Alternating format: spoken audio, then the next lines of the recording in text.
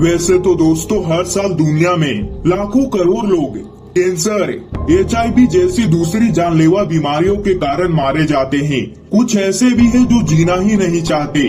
पर अगर हम सब ने अपनी पीढ़ी में सबसे भयानक मौतों को देखा है तो उस अनुभव को कोरोना काल कहेंगे। जब कोरोना अपने चरम पर था तो दुनिया के हर कोने से मौत की खबरें आ रही थी। हमने लाशों को सड़क पर सड़ते हुए देखा, एक कब्र में दफन होते कई लाशों को भी देखा। खैर दोस्तों, अब वैक्सीन आ चुकी है और हालात सामान्य होते नजर आ रहे हैं। ऐसे में आपको ये बताना जरूरी है कि इंसानियत ने कोरोना से पहले भी कई ऐसे महामारियों के दौर देखे हैं जहां झटके में लाखों जिंदगियां लाश बन गई। दोस्तों, इतिहास उठाकर देखे तो ब्लैक डेथ महामारी दुनिया का सबसे खतरनाक महामारी माना जाता है। यह वो घटना थी जिसने रातों रात यूरोप की आधी आबादी को मौत की नींद सुला दिया था। यूरोप के बाद एशिया और अफ्रीका में भी लाशों के अंबार लगे थे, पर यूरोप ने जो झेला वो शायद दूसरे देशों ने नहीं। तो दोस्तों चलिए जानते हैं दुनिया के सबसे खतरनाक महामारी की कहानी। आखिर कैसे इस महामारी ने यूरोप के आधे आबादी को खत्म कर दिया, तो चलिए जानते हैं। दोस्तों, वीडियो में आगे बढ़ने से पहले और चैनल को सब्सक्राइब करके बेल आइकन को ऑल जरूर करिएगा।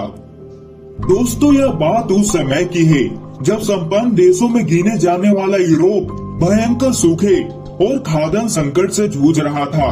जिस आधुनिक यूरोप को आज हम देख रहे हैं वो 13वीं शताब्दी के दौरान आज के गरीब अफ्रीकी देशों से भी खराब था। विकास ज्यादा हुआ नहीं था, इसलिए रोजगार के विकल्प कम थे और लोग खेती पर ज्यादा निर्भर थे।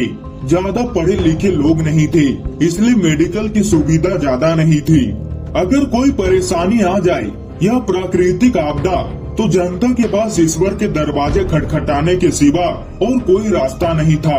1315 ईस्वी के दौरान महीना अक्टूबर, वैसे तो तारीख इतिहास में भी दर्ज नहीं है, पर वो ना भूल सकने वाला दिन था।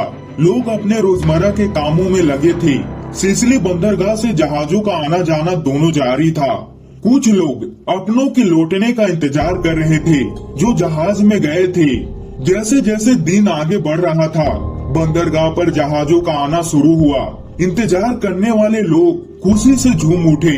सभी लोग बेसब्री से जहाज के गेट की तरफ देख रहे थे कि कोई दरवाजा खोले और लोग बाहर आए, पर काफी देर तक जहाज से कोई नहीं उतरा। जहाज में कोई हलचल भी नहीं हुआ। ऐसा लगा जैसे जहाज पर सामान के सिवा और कुछ नहीं है, पर वहाँ था लाशों का ढेर। जहाज का कप्तान किसी तरह जहाजों को बंदरगाह तक ले तो आया, पर उसमें एक भी जिंदा आदमी नहीं था। किसी को कुछ समझ नहीं आया। लाश उतारने का सिलसिला शुरू हुआ। जो अपनों के चेहरे पहचान रहे थे उनकी मुंह से चीख निकल गई। पीछे आ रहे जहाजों में भी कुछ लोग थे जिनकी सांसें चल रही थी। उन्हें उतारकर राहत शिविरों और चर्चों में पहुंचाया गया। लोगों के शरीर धीरे धीरे काले पड़ रहे थे। जिसे जो समझ में आया वह कोशिश करने लगा। लाशों को एक साथ जमा किया गया। उन्हें दफनाने के लिए जमीन की खुदाई शुरू हुई। 2 दिनों तक लाशों को दफनाने का काम हुआ।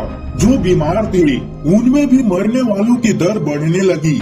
दोस्तों, हालात ऐसा हो गया कि शहर का एक वर्ग कब्र खोद रहा था, तो दूसरा वर्ग लाशें दफना रहा था, तो तीसरा वर्ग लाश बन रहा था, और एक चौथा वर्ग जो जहाज पर नहीं गया था पर फिर भी बीमार हो रहा था। जहाज से आई मौत यूरोप में फैल गई। असल में ये महामारी प्लेग था। वह प्लेग था ये हम आज जानते हैं, पर उस समय तक कोई नहीं जानता था कि आखिर लोग मर क्यों रहे हैं। हर दिन हर गली से रोने की आवाजें आती। इतने लाशें थी कि दफनाने के लिए जगह नहीं थी। जब ये सब थम गया था तब जो शोध हुए उनमें पता चला कि यह भयानक मौत चीन की देन है। प्लेग के फैलने के लिए चीन को जिम्मेदार ठहराया गया।